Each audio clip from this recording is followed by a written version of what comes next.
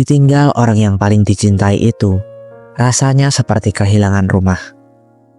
Padahal fisiknya masih berdiri di tempat yang sama. Hati kosong, hidup hampa, dan hari-hari terasa tidak punya arah. Patah hati memang bukan luka yang kelihatan, tapi dampaknya bisa terasa sampai ke tubuh dan kesehatan mental. Bahkan, orang yang paling kuat pun bisa hancur diam-diam saat kehilangan cinta. Tapi meskipun rasanya hancur, satu hal yang pasti, hati bisa pulih, luka bisa sembuh. Prosesnya memang tidak instan, tapi bukan berarti tidak mungkin. Dalam video ini, kita akan bahas cara move on setelah putus cinta. Langkah demi langkah yang bisa kamu lakukan sendiri dari rumah, tanpa perlu pura-pura kuat. Ini adalah panduan pemulihan hati yang bukan cuma teoritis, tapi nyata dan aplikatif.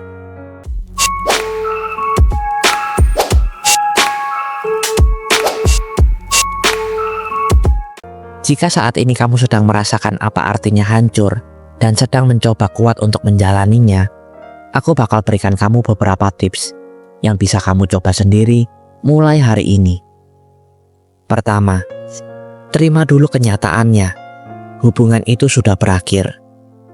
Langkah pertama dalam proses penyembuhan hati setelah putus cinta adalah menerima kenyataan. Banyak orang terjebak dalam fase penyangkalan atau denial.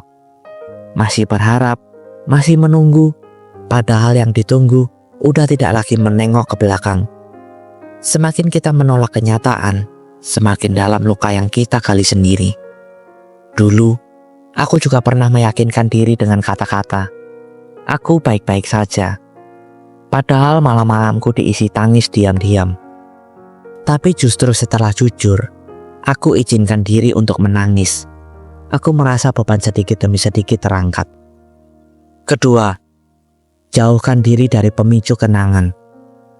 Setelah bisa jujur sama diri sendiri, langkah selanjutnya dalam proses move on yang sehat adalah menjauhkan diri dari pemicu kenangan. Seperti foto berdua, chat lama, hadiah spesial, bahkan playlist lagu yang biasa diputar bersama. Semua itu bisa menghambat proses pemulihan. Bukan karena kita benci, tapi karena kita butuh ruang untuk pulih. Aku sendiri dulu menyimpan hoodie pemberian mantan selama berbulan-bulan. Setiap kali melihat, rasanya seperti dihantui rindu. Tapi setelah akhirnya berhasil melepas dan membuangnya, justru hati terasa lebih ringan. Itulah salah satu cara menghilangkan rasa sakit setelah putus cinta yang paling simpel tapi efektif.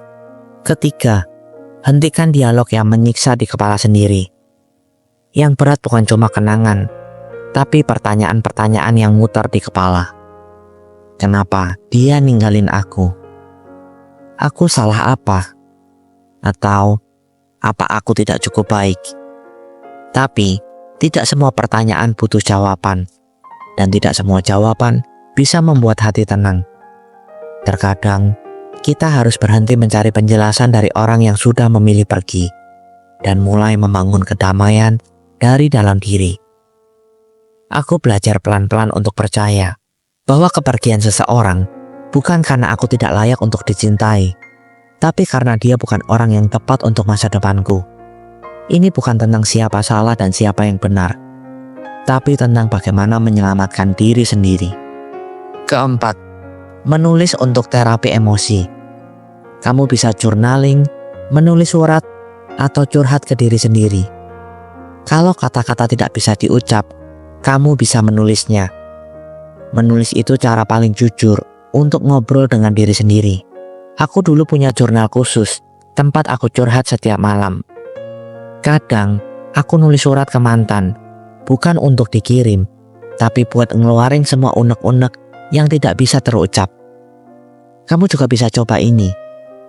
Tulis surat ke orang yang menyakitimu, atau tulis surat ke diri sendiri di masa lalu.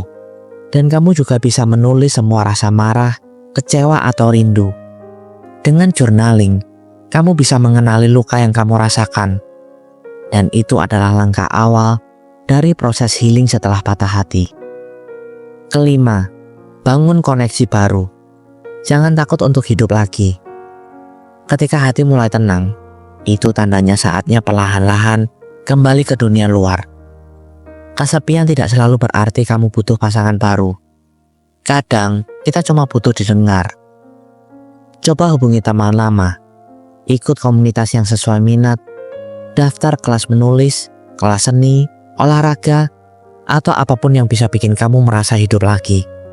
Aku pernah ikut kelas menulis, dan dari sana bertemu teman-teman baru yang ternyata juga punya cerita patah hati mereka sendiri. Dan dari situ, aku sadar aku tidak sendiri. Ini adalah bagian penting dari tips move on setelah ditinggal pasangan. Karena membuka diri berarti membuka peluang untuk sembuh.